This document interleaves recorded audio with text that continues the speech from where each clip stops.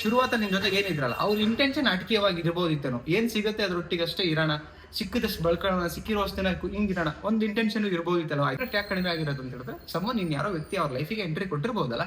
Entry ಕೊಟ್ಟಾಗ ನಿಮ್ಮ ಮೇಲಿರುವಂತ interest divert ಆಗ್ತಾ ಬರುತ್ತೆ.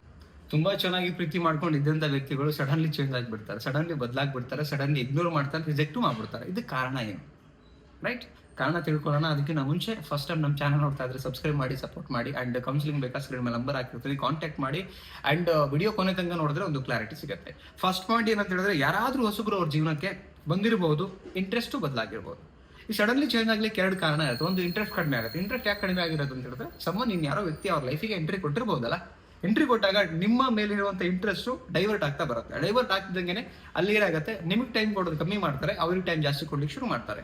ಇದು ಆಕ್ಚುಲಿ ಇರುವಂತ ಮೇನ್ ಫ್ಯಾಕ್ಟ್. ಎಷ್ಟೋ ಜನಗಳು ಇದನ್ನ ಅನ್ಕೊಳ್ಬೇಕು. ಇದು ಮೊದಲನೇ ರೀಸನ್ ಆಕ್ಚುಲಿ. ಯಾರೋ ಒಬ್ಬ ಹೊಸ ಬಂದಾಗ ನಿಮಗೇನು ಸಮಯ ಕೊಡ್ತಾ ಇದ್ರು, ನಿಮಗೇನು ಇಂಟ್ರೆಸ್ಟ್ ತೋರಿಸ್ತಾ ಇದ್ರು, ಅದೆಲ್ಲ ಒಂದ್ ಕಡೆ ಅದು ಬೆಟರ್ದೇನಾಗಿ ಅಲ್ಲಿ ಸಿಕ್ತಿರ್ಬೇಕಾದ್ರೆ ಜಂಪ್ ಆಗ್ತಾರೆ. ಇದು ಸ್ವಾರ್ಥಕ್ಕೋಸ್ಕರ ಅಂತ ಒಂದು ಫೀಲಿಂಗ್ಸ್. ನೆಕ್ಸ್ಟ್ ಪಾಯಿಂಟ್ ಏನಂದ್ರೆ, ಪ್ರಾರಂಭದ ಪ್ರೀತಿ ಅದು ನಾಟಕಿ ಇರ್ಬೋದು.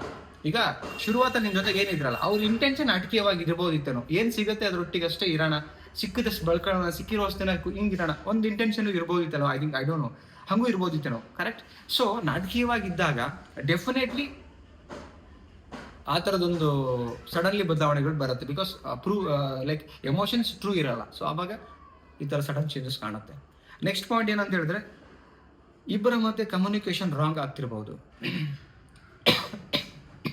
ಸಾರಿ, ಇಬ್ರು ಮಧ್ಯೆ ಕಮ್ಯುನಿಕೇಶನ್ ರಾಂಗ್ ಆಗ್ತಿರ್ಬೇಕಾದ್ರೆ ಮಿಸ್ಅಂಡರ್ಸ್ಟ್ಯಾಂಡಿಂಗ್ ಆಗಿ ಜಗಳಗಳು ಜಾಸ್ತಿ ಆಗುತ್ತೆ. ಜಗಳಗಳು ಜಾಸ್ತಿ ಆಗ್ತಿರೋದಂಗೆ ಮಾತು ಕಮ್ಮಿ ಆಗುತ್ತೆ. ಮಾತು ಕಮ್ಮಿ ಆಗ್ಲಿಕ್ಕೆ ಕಾರಣ ಒಳಗಡೆ ಅವ್ರ ಮೇಲೆ ಗೌರವ ಕಮ್ಮಿ ಆಗುತ್ತೆ, ಇಂಟ್ರೆಸ್ಟ್ ಕಮ್ಮಿ ಆಗುತ್ತೆ, ಪ್ರೀತಿನೂ ಕಮ್ಮಿ ಆಗುತ್ತೆ, ಭಾವನೆಗಳು ಕೂಡ ಕಡಿಮೆ ಆಗುತ್ತೆ.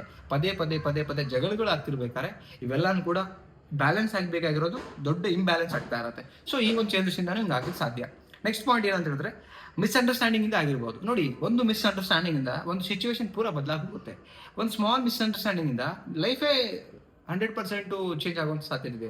ಒಂದು ಗುಡ್ ಲೈಫ್ ಹೋಗಿ ಬ್ಯಾಡ್ ಲೈಫ್ ಆಗುವಂಥ ಸಾಧ್ಯತೆ ಇದೆ. ಅದಕ್ಕೆ ಅಂಡರ್ಸ್ಟ್ಯಾಂಡ್ ಮಾಡ್ಕೊಳ್ಳೋಕೆ ಸ್ವಲ್ಪ ಟೈಮ್ ತಗೊಳ್ಳಿ, ಪೇಷನ್ಸ್ ಇಂದ ಇರಿ. ಎಷ್ಟೋ ರಿಲೇಶನ್ಶಿಪ್ ಅಲ್ಲಿ ಮಿಸ್ಅಂಡರ್ಸ್ಟ್ಯಾಂಡಿಂಗ್ ಆಗ್ಬಿಟ್ಟು ಏನಾಗುತ್ತೆ, ಲೈಫ್ ಪೂರ ಡೈವರ್ಟ್ ಆಗಿ ಹೋಗ್ಬಿಡುತ್ತೆ. ಅಲ್ಲಿಂದ ಲೈಕ್ ಇಷ್ಟು ಕಾಳಜಿ ಪ್ರೀತಿಯಿಂದ ತುಂಬಿರ್ತಕ್ಕಂಥ ಬದುಕು ಹಾಳಾಗಿ ಹೋಗ್ಬಿಡುತ್ತೆ. ಇದೆಷ್ಟು ನಡೆದಿರೋದು ಉಂಟು. ಓಕೆ, ನೆಕ್ಸ್ಟ್ ಪಾಯಿಂಟ್ ಏನು, ಅವರಿಗೆ ನಿಮ್ಮ ಪ್ರೀತಿಯ ಖಾತ್ರಿ ಇಲ್ಲದೆ ಇರಬಹುದು. ಲೈಕ್ ಏನಂತ ಹೇಳಿದ್ರೆ, ನಿಮ್ಮ ಮೇಲೆ ಕಾನ್ಫಿಡೆನ್ಸ್ ಇಲ್ಲದೇನೂ ಇರ್ಬೋದು ಅವರಿಗೆ. ಸೊ ಅದೊಂದು ಮೋರ್ ಓವರ್ ಚೇಂಜ್. ಆಕ್ಚುಲಿ ನಿಮ್ಮ ಮೇಲೆ ಎಲ್ಲೋ ಒಂದ್ ಕಡೆ ಅನುಮಾನ ಇರ್ಬೋದು, ಡೌಟ್ ಇರ್ಬೋದು. ಸೊ ಆ ಕಾರಣಕ್ಕೂ ಕೂಡ ಅವರು ಸಡನ್ಲಿ ಚೇಂಜ್ ಆಗಿ ಹೋಗ್ತಾ ಇರ್ಬೋದು. ಇದಿಷ್ಟು ರೀಸನ್ ಒಬ್ಬ ವ್ಯಕ್ತಿ ಸಡನ್ಲಿ ತುಂಬಾ ಪ್ರೀತಿ ಮಾಡುವಂತ ವ್ಯಕ್ತಿ ಸಡನ್ಲಿ ಸ್ಲೋಲಿ ಡೌನ್ ಆಗ್ಲಿಕ್ಕೆ ಕಾರಣ. ಸ್ನೇಹಿತರೆ, ಇಷ್ಟು ಪಾಯಿಂಟ್ಸ್ ಒಳಗಡೆ ನಿಮಗೇನು ಅನ್ನಿಸ್ತು, ಯಾವ ಪಾಯಿಂಟ್ ಕರೆಕ್ಟ್ ಅನ್ನಿಸ್ತು ಕಾಮೆಂಟ್ ಸೆಕ್ಷನ್ಗೆ ಕಾಮೆಂಟ್ ಮಾಡಿ. ಇಷ್ಟ ಆದರೆ ಒಂದು ಲೈಕ್ ಮಾಡಿ, ಎಲ್ರಿಗೂ ಶೇರ್ ಮಾಡಿ. ಅಂಡ್ ಕೌನ್ಸಿಲಿಂಗ್ ಬಗ್ಗೆ ಕಾಂಟ್ಯಾಕ್ಟ್ ಮಾಡಿ, ಸಬ್ಸ್ಕ್ರೈಬ್ ಮಾಡಿ. ಮತ್ತೊಂದು ಟಾಪಿಕ್ ಅಲ್ಲಿ ಸಿಗೋಣ. Thank you so much. ನಮಸ್ತೆ.